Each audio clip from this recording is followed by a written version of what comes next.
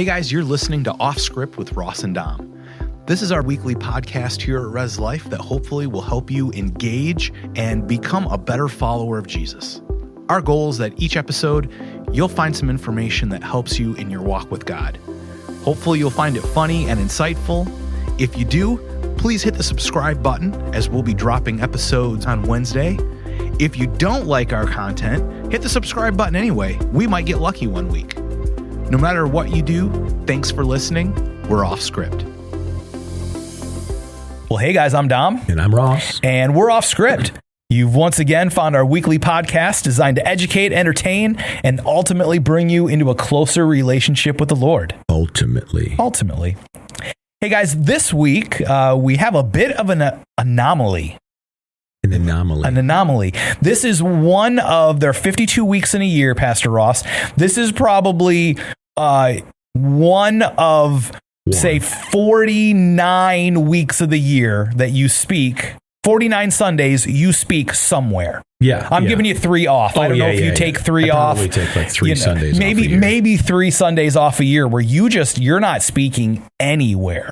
And of course, this is really weird because you were here this last Sunday. And I didn't teach. And you didn't speak. Yeah, it's weird for me too, by the way, people.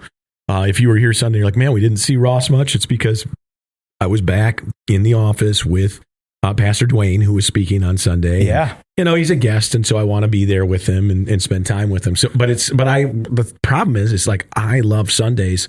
And part of why I love Sundays is being out and getting to see all of you and spending time with people and seeing people's deer pictures or new babies or, talking, answering questions, whatever, it's just doing life with people. Yeah. I love the culture of our fellowship time at our church. Yeah. Actually, this week, we are going to give you guys, as our listeners, maybe a little sneak peek behind the curtain. We're going to talk about culture at our church. We're going to talk about a little bit about the staffing at our church, because there are always questions I feel that people have of, how does this person, how do people get on staff? Where did they come from? And we try to answer some of those questions here on the podcast when I interview different staff members. There's still a few staff members that we haven't interviewed yet that hopefully in the next year we'll have the opportunity to do so. But there is a culture that we have here in our church, and dare I say it's the culture of our staff that really it begins with you, Pastor Ross. Mm-hmm. You as our leader. And I got to call him our leader now. Fearless leader. Oh, mercy. But you as our leader, you are the thermostat of our staff. You don't take the temperature of our staff. You set the temperature.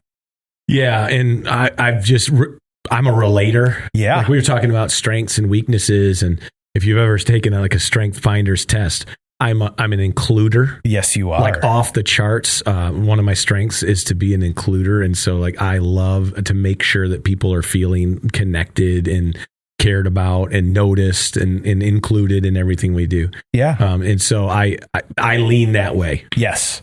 We're very purposeful on a lot of the things that we do here at church. As you guys, you may not be aware of the reasoning behind some of the things, but even somebody who walks in the front door, one of the first people that they see are you and Allison. Yeah, we do that on purpose. Yeah. We want to be out with the people. We want to be accessible all the time. And we do. We want people to walk in the door and they know, like right when they walk in, there we are. Yeah. Not we're hiding away in some back room like I felt like I was this week. But we want to be out there and have the people have an opportunity. I've visited a lot of churches, mm-hmm. and I'm a pastor and I lead our church organization. And so over a whole bunch of churches. And often if I visit a church, I would love to just take 2 minutes to say hi to the pastor, connect, and ask him a few questions. And I have been to so many churches where there's never that opportunity because the pastor never comes out to be with the people. Yeah. Yeah. So we wanted to break that. Yeah. We've even a number of years ago, we changed our order of service so that you could get out from teaching and come out to have time to transition out to the foyer area. Yeah. You know, we used to have the offering at the middle of the service, and then the pastor, you would close it. And well, I don't remember how many years ago it was, but we had a shift where we moved the offering to the end and had somebody else come out to pray over the offering. Yeah. That would give you time to, you know, get out to the foyer, get a cup of coffee, get there. So that way, when people were coming out of the church, yep. and maybe, boy, they wanted to show you, to talk with you. They wanted to ask you to pray for something. They just wanted to hand you that connection card and say, hey man, I'm new here today. You would have time and availability to do that. Yep. Yeah, we do that really intentionally. And I tell other churches to do that too. When I, go and visit somewhere and they say, what should we change about our service? I said, be out there and be accessible. Somebody else can pray over the offering.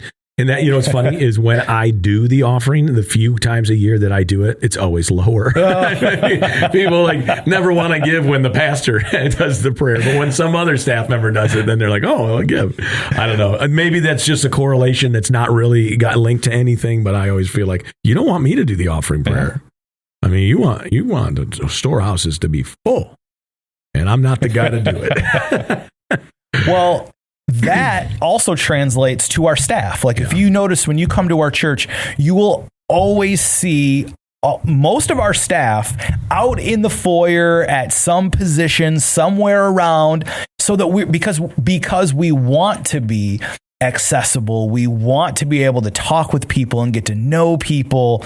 Except for you. Every time I have somebody looking for you, I can never find you. I'm like, well, this is a day that he's working. I don't intentionally hide, but I do run back and forth a lot between the sound booth in the sanctuary and the live streaming area, which is back in our staff offices. And I make a little triangle. Mm-hmm. I'll often go from one place to my office, and then I'll go over and I'll go to the foyer and I'll check in with the children's department, and I'll check in with other places to make sure things are running good. I kind of just do a little like a city bus. I just have a little route that I take. Yeah. Dom's he's like our handyman, the tool bag that they've got every tool in there.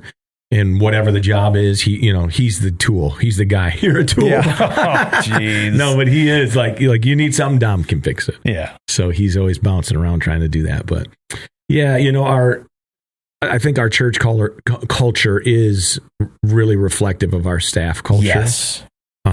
During the week, what's funny is, I think we've talked about this in the past, but people often think that we all work different jobs. Yeah. That we're so what do you do during the week?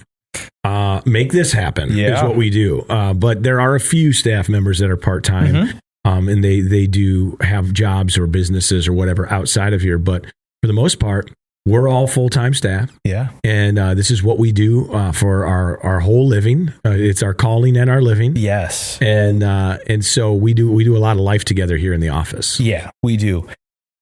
And, I always looked at it. I think Pastor Keith said it once that, these are the people that I do life with. These are my people. Mm-hmm. And I feel that as a staff, there's a lot of that goes on. And maybe not, every aspect of our life, we're always doing it with these same, 8 people, but there's a lot of just hanging out and doing stuff. A lot of times it has nothing maybe necessarily to do with our specific ministry, but it's just, we like each other. Yeah. We like hanging out together. Yeah. If we're going to have a birthday party, who are we going to invite? Right. We invite our coworkers because they're all our friends. Yeah. But, ministry is an interesting job for anybody who's never done it, because it's 24/7. Mm-hmm. It's every day of the week. And sometimes, you're just on call and you don't get a call at night. Yeah. Sometimes you are on. And so you really have to balance ministry life well. So we work really hard to be intentional about family time, and then our marriage and things like that. And ministry is our job, but it's also our calling. And so, we're called to be shepherds of the people. And if you're not having fun when you're in the office, if you're not enjoying time together, it can be real lonely. It can be real difficult. Yeah. And I know pastors who have been there. Our staff is pretty fun though. And we do some intentional things in our staff meeting to be in each other's lives, like Yeah. to know, beyond the outside and look into each other's lives and families. We're going to give these folks a look into staff meeting day. Yeah. Well, we don't have to, but our staff meeting in a way is it's a small group. It is. Where of course we're trying to get ministry done, but where we're also getting into each other's lives. Yeah, we're very intentional that our staff meeting, because we do have part-time people, and just even the full-time people that are on staff, depending on what area your ministry focuses, you're not always in the office the same time as maybe another individual. Mm-hmm. You take Pastor Keith, who, Wednesday night is his predominantly, ministry heavy night. So maybe we don't see him, at the same time that Levi is in on a Tuesday or a third, we all have different schedules throughout the week, but we have been very intentional on one day a week for 2.5 hours that we're going to sit down together as a small group, and we're going to talk about the business of things that we have to talk about, but we're also going to spend time talking about each other's families, talking about the things that are going on in our life, because no one else understands the exact thing that you're going through more than the people that are going through it with you. Yeah. So when we're able to not only share, hey, this is a struggle that I'm having, maybe in my ministry, but also this is a struggle that I'm having in my family. And boy, these are the people that I want praying for me, that I want surrounding me, that I want lifting me up when there are things going on. And I get to be that person also for the other individuals in the room too. Yep. One of the areas that people will sometimes question me about is, how people become on staff at our church. Yeah, well, because, a lot of churches, if you've been part of a church in the past, maybe sometimes when there's a position that's open, you will, do a big job search and have a committee and look at outside candidates who have experience and come in. And Pastor Ross, that's not exactly how we do it here. No, it's not. Right after I was installed as the pastor of friend mentor of mine, Doug Bergsma from City Church Rockford, an awesome church and an awesome pastor and a friend. He said, I want to take you out to lunch. And so he came up and we sat down together, and he's like, are you open to hearing some advice from somebody who's been doing it for a while? I said, absolutely. And he, one of the things he said is that, you never want to hire somebody that doesn't fit your culture. And the best way to know if somebody fits your church culture is to hire from within. Somebody who's already been there and already you see them already volunteering and connecting and doing life within the culture of your church. And I can tell you from experience that is absolutely true. Yeah. Is that we've only hired a few people from outside, and though they were awesome and brought great stuff to us, and an outside perspective to us that did help us grow and things like that. We struggled in the area. We struggled was in two different cultures of ministry of life and stuff like that, kind of knocking heads together. And so, yeah, so if you were, interested in ever being on staff here, which by the way, a lot of people are, I get that question often from people. Is there any way that, I could, ever be on staff at the church? The answer is maybe. But that would be by being part of it. Doug told me, don't hire anybody onto your staff unless they have served as a volunteer in ministry at your church for over 10 years. Whoa. And when he said that to me that day, I thought, that's crazy. Who in the world could I even bring on that has been here for 10 years? Well, at that point in time, you were, 21 years old. And I'm just kidding. I was 28 Yes. and I had been at the church since I was 20. So I didn't even meet that criteria, right? But what was amazing is that as we started looking to fill positions, the people that would be right for the position that we wanted to offer it to were people who had served for nearly or over 10 years. Pastor Keith and Stacy Richards, Paul and Tina Myers had been here for years and years. You had been here for years and years. Yeah. And so it was like, wow, this is actually a possibility. So for us, we're looking for somebody who has already been here, who is serving. And now a big thing for us is the ministry training school. Yeah. I think that number one, all 15 individuals that are going to graduate coming in December are all Class A individuals, like ministry-minded, incredible people. And who knows what God will do with them here, or if he'll send them out. But that's that's quite a great on-ramp for them, because if you don't know this, in that school, we teach one third of the class in the classroom is how to do ministry well, and how to not just know the Bible, but how to do church. And of course, we're teaching it from our culture perspective of our church. So we're kind of downloading, what we've got going on here into the way that we hope that they'll do ministry someday. And I'll be honest, for everybody listening, not that I'm not honest, I feel as though we do ministry in a really healthy way. Yeah. We're really trying not to burn people out.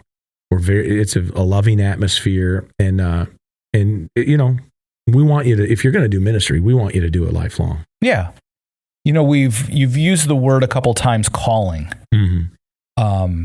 And I will give my own, maybe definition of what that is. And you can maybe expound on it. You guys didn't see this, but I just gestured greatly at Pastor Ross with my left arm. If we don't have cameras. If we had cameras, you'd have seen it. But I look at my calling is something that God has put on my heart, where I can use my gifts and my talents to serve his people in a full-time capacity. I believe that I've done ministry ever since I accepted Christ. And, sure. The first ministry I ever did was I helped lead our middle school youth group at the church that I was saved at when I was 18 years old. Yeah. I believe that was my first on-ramp to ministry, and I've been doing ministry, but being able to do it in a full-time capacity where, I am day in and day out, focused on serving. And that is, I get to use my gifts and talents to do that. I believe that's a calling for me. Yeah. It's not just a job. It's not just, I could do what I do here anywhere else. No, I feel called by God that this is the place that I'm supposed to be serving him. Yeah, absolutely. I think for an on-ramp into ministry is serve. Yeah. Right. Use your gifts and talents now. Don't wait until some job opens up for you to be able to do it. Start now. There's I have a lot of young men and women say, I want to go into ministry. What should I do? Should I go to Bible school? Should I go off to Christ for the Nations in Texas, or should I go to Taylor or Liberty or, one of these places or Cornerstone, right?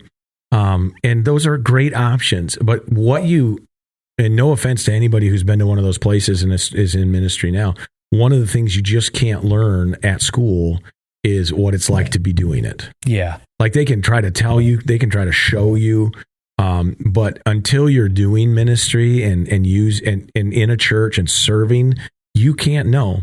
We had a conversation come up even this week with somebody. Actually talked with my wife, and I don't know if you listen to this, but I'd love to have a conversation with you too. And they were talking about wanting to go into the mission field. How can this church help me prepare to go into the mission field? And she said, well, we're going on a mission trip to Nicaragua in the middle of the winter this year. You could sign up for that.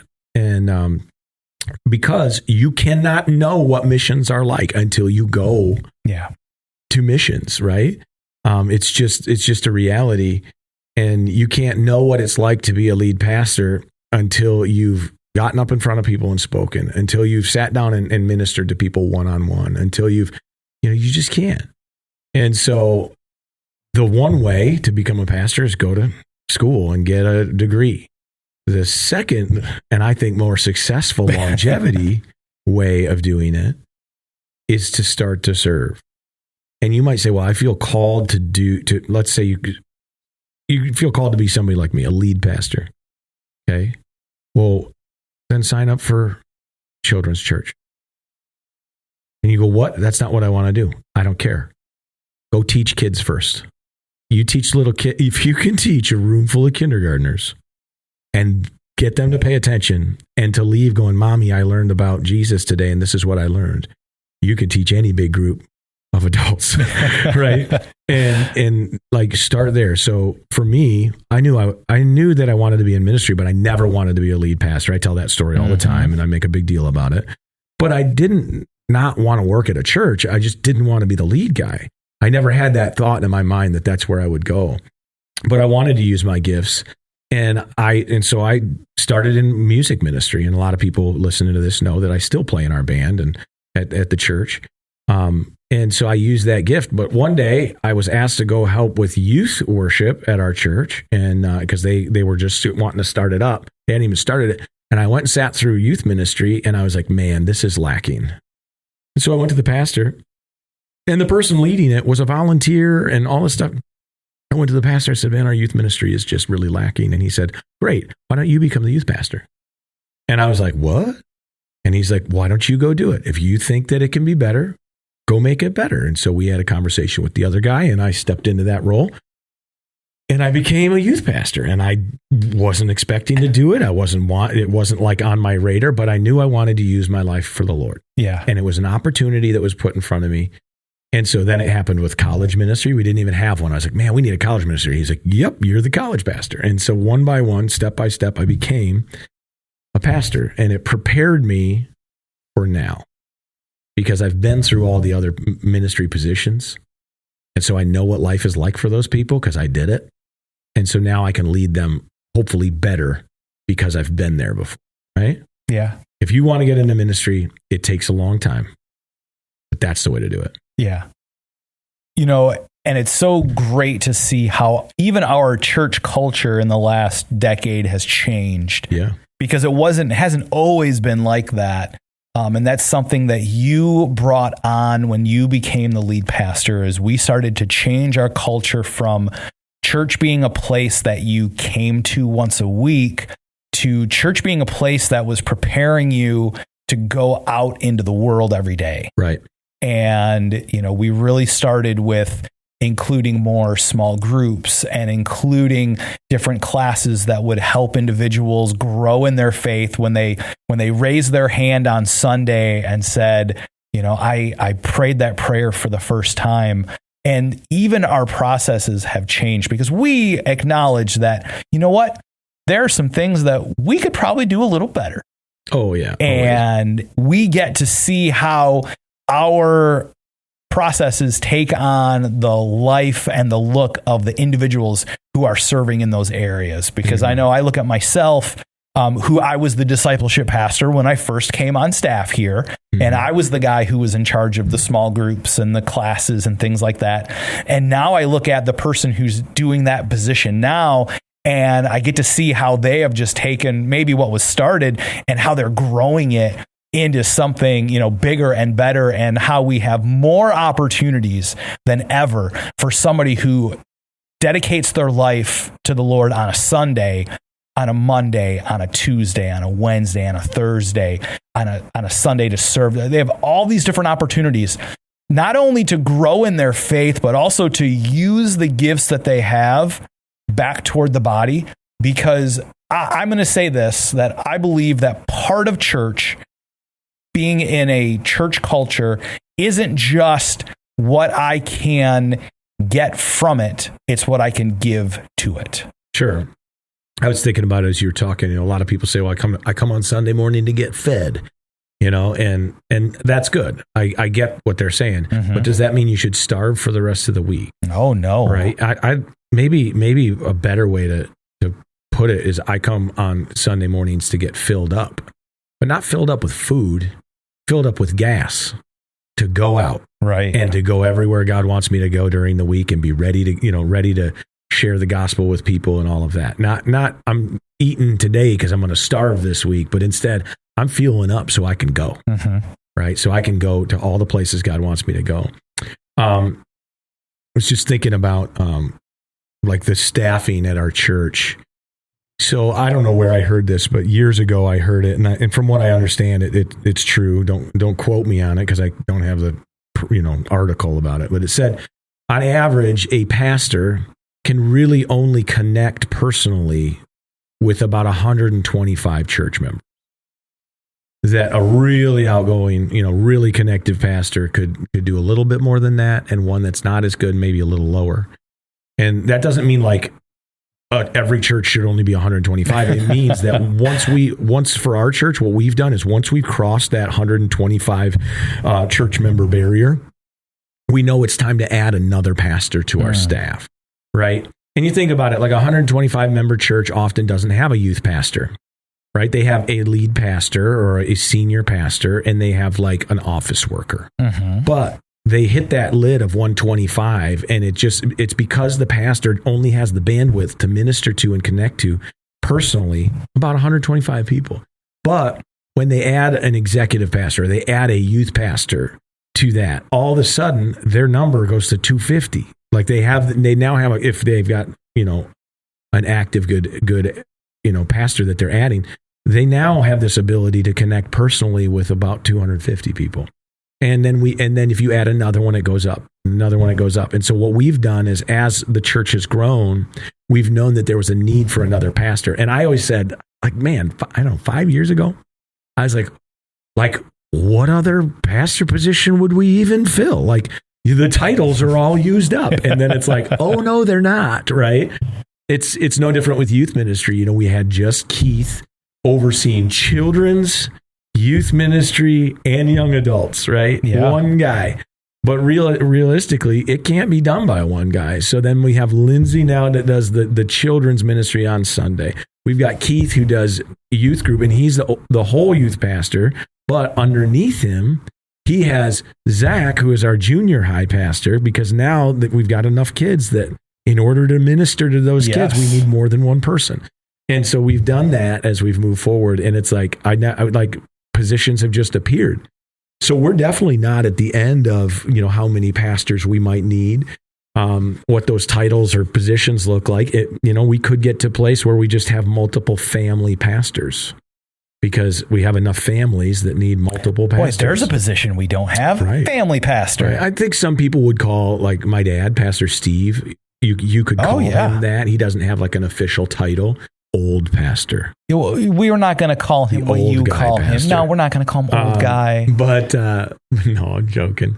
But we definitely, I know that we will be in a place, and not that far into the future, where we will be looking to, bring on, some family pastors. And when you're talking about staffing the way you're talking about it, and when I hear people talk about our church, one of the things that we hear and one of the things we love about our culture is it feels like a family. Even though it's a big church, it doesn't feel too big. Right. And I think that, there is the ability for people to come into a church. And last Sunday, we had like 1,200 people here on a Sunday. Mm-hmm. To come into that and to feel like I don't connect with anyone. But we've been very intentional on making sure that we have staffing who will help connect people with other people, because it might not always be us. Yeah. Like sometimes we're just the middle guy. Right. We're just helping to connect people so that they feel like it's a small church, but yet there's a lot of people. Sure. I'm thinking of, there's an individual who came to us from a small rural church, and he told me, boy, this was probably 8 years ago, that if we ever got too big, this would just be too big of a church for him. And that he just wouldn't feel like this was the right fit for him. And then we continued to grow and continue to grow. And he continued to pour in and get connected with individuals. And he's still here today, he and his family. And it's just great because, the one thing that I think everybody wants is to feel part of a church body. They want to feel connected. Yeah. And how you do that is connecting with other people. And for us, we want to make sure that we're putting the right staff in the right positions to help facilitate connection. We're connection facilitators. Maybe that could be our title instead of pastor. connection facilitator. Yeah, for sure. Takes up more space on a name tag, though. Yeah. So the another kind of prerequisite for our church that we have set up is like for somebody to be a pastor on staff, they have to have done biblical schooling. Yes. And that's part of why we have this Bible school here. You know, why we have the ministry training school is just because, you know, I see people. And if you are part of our church family, you could name people who are like, that person could be a pastor right now. Mm-hmm. And so we went to those individuals before we started the first round of the schooling and said, we think you should be in this because we see the calling of God on you.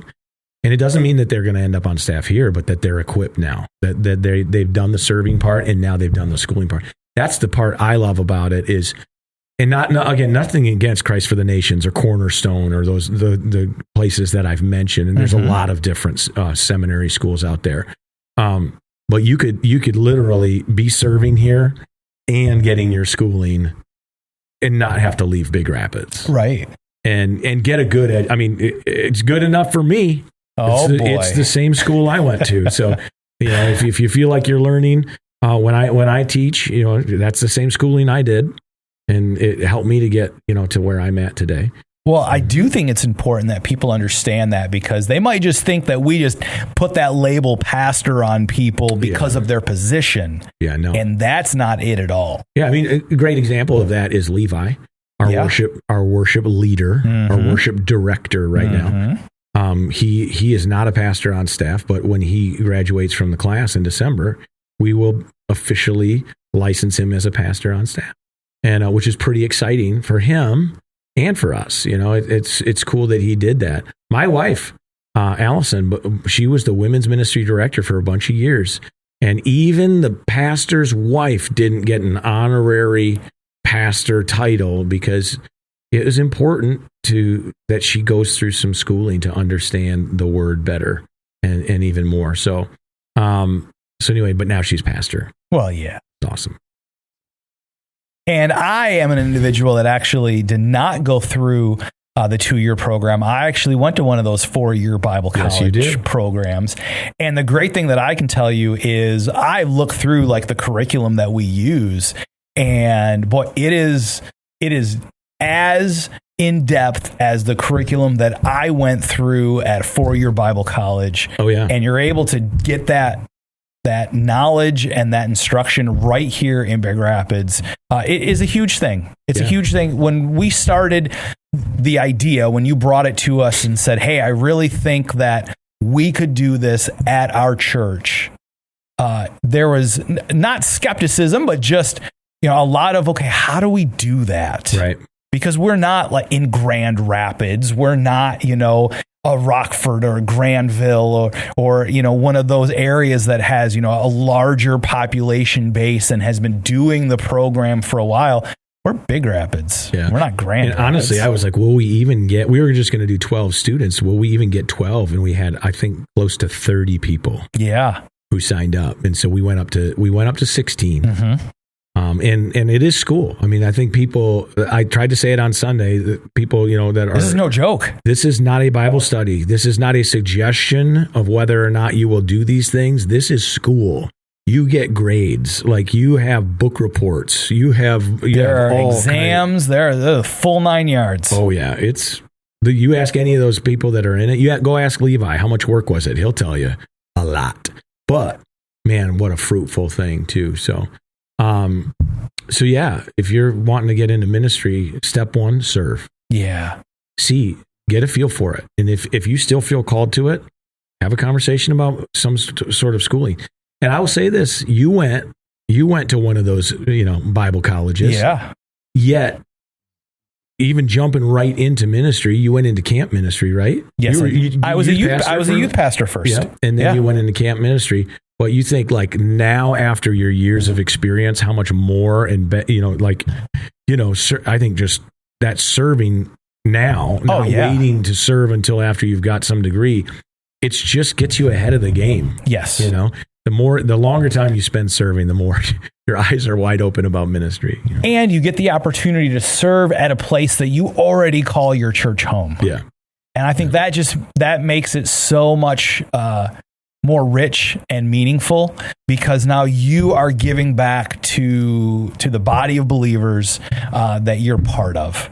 And I believe that that's what we're called to ultimately as Christ followers, because that's what we all are. No matter if you're Pastor Ross or if you are just a person who has the opportunity and the giftedness to serve on a Sunday, we're all called to do the same thing, and that's to serve one another, because that's what Jesus did for us. He gave us that example that we are supposed to serve.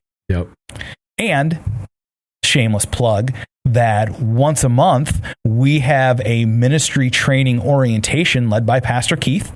I believe it is on the second Sunday of the month.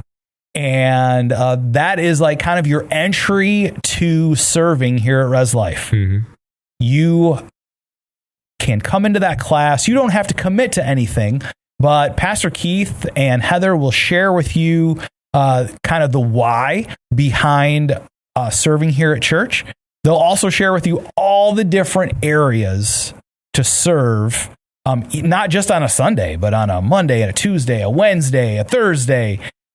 We have so many things that are going on here at the church that people don't always see, but they all take an army of people to serve.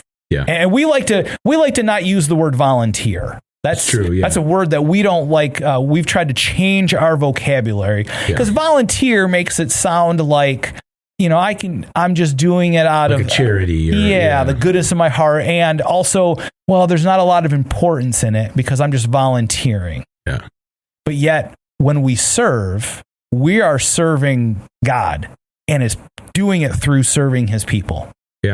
Something else that people might not know is that we have two different categories of serving here at the church. And because we do, we've always said, you belong here. We'll find a place to, for you to serve. For everyone. Serve. No matter what you've done, no matter if you we do background checks on everywhere. You've got a record, you got all these things. We will work to find a place. We'll create a position for you in serving if we need to, or, find a way. But we have two different categories of serving here at the church. One is called serving and one is called shepherding.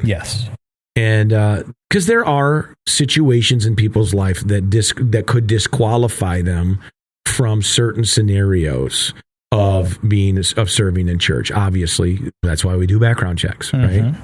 And so in some cases, we're going to put you on a team to serve, where you're going to serve people. But the shepherding category is where you are leading people, right? Like I'll give you an example. Being part of the hospitality team that prepares and makes the coffee on Sunday morning, which is one of my favorite locations in the whole church. Yes, it is. And is vitally important. Yes, it is. If it wasn't for you, my messages would not have as much energy as they do every Sunday, because I come and I get my coffee from you and I'm so appreciative. That's a serving ministry.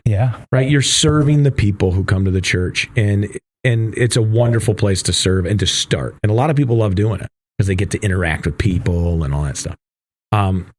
Leading a small group is a shepherding ministry, because now you are actively part of guiding people in the word. And there are certain qualifications or sometimes disqualifications for a shepherding position at our church. So you might be like, I just don't know if my life's in the right place to be able to volunteer at church. It absolutely is, but we're going to put you in a position that is right for you in that moment of your life. And we've had people who have gone through things or made decisions in life who were in a shepherding position. We've had to say, hey, we're going to, for this season of your life, move you to a serving position, something different while you navigate what you're going through. And we want to help you get there. Like, we're not dumping you. Instead, we're bringing you closer and saying, hey, we're just going to shift some things, but we want to stay as a family, as a church family together and help you get through this situation of your life.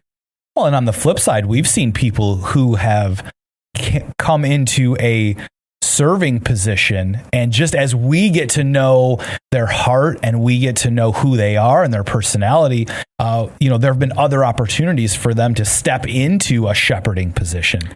And we've had people who are in serving positions for a year, and then on a Sunday, they raise their hand and get saved. Well, that's true and too. They felt so welcome here, and they wanted to learn about the Lord, but had never made the decision. And so I say that even if you're not saved today, we have a place for you. You can belong here. Of course, we're going to keep teaching Jesus to you. Yeah. And I don't think anybody's here serving going, I'm never going to believe this, or I'm not interested at all.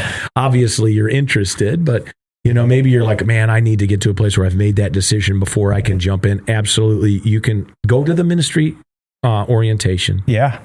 And take one baby step in God's direction. And let me tell you too, one of the most important areas of our church are those serving areas. I know, we talk about the coffee and how important that is. Unfortunately, it doesn't help Pastor Ross's jokes, but it does give him energy. So we are thankful for that. Yep. But, those are areas where people get to interact with each other. Right. Those are areas where people feel welcome. What's the first thing that usually you do when you invite someone into your home? You ask them if they want a cup of coffee or something to drink. Right. There is a mindset that we have that we want people to feel like family. Yeah. We want people to come and to feel welcomed. Well, what's the first thing? Boy, hey, when somebody walks in the door, one of the first things that I show them is, hey, have you had coffee yet this morning? Have you had a donut? Let me take you over here and let me get you started. Right. And a person at the door, a greeter at the door, that's a serving ministry. Absolutely. And that's the first. They say that people decide whether they're coming back to that church or not within the first 7 seconds. Yes, I do. That they enter the building. And I think those people at the door might not realize just how important they are, but they are vitally important to somebody feeling like they belong. That means between the parking lot and before they get to see you at the front desk, that's more than 7 seconds. I know. They've already begun to form what they feel about our church. And boy, and the teaching and the message isn't until all the way after worship and everything. So I'm I'm old news. Yep. They've made their mind up way before I've ever stepped on the stage. But it really is wonderful, though, the people that we have that serve here, making people feel welcome. And sometimes, and you guys have all been there, you're trying to get around on a Sunday morning and, your kids can't put the right shoes on and you're running late. And if you're a guy, you've probably, you said something, you smarted off to your wife about something, and now you're in trouble all the way the drive here. And, you get out of the car and you find somebody who is just smiling at you and welcoming you and opening the door just to make you feel welcome. That can sometimes be all that it takes to take the edge off, to let people relax, and also to let the Holy Spirit come and do a work in your life. Well, let me just say, if you're somebody listening, you're like, I have not felt like they connected with me when I came to the church, because occasionally we do have people who sometimes because of the way that they sneak in and sneak out, they don't connect. Or sometimes we're just humans and we miss it. If that's you, this is what I'm asking you to do. The next time you come to church, please come right to my desk and say hi to me, because I want to get to know you. I want you to know that you're seen and that you matter. And that quick connection with me of just saying hi and introducing yourself to me, I think can make all the difference in you feeling like you belong and opening you up to connection with all the rest of the people. Yeah. Well, Pastor Ross, this weekend is our annual Church in the Park service. Yes, it is. Boy, how many years has this been? Do you know? Well, I don't know. I've been the lead pastor for 13 and a half years.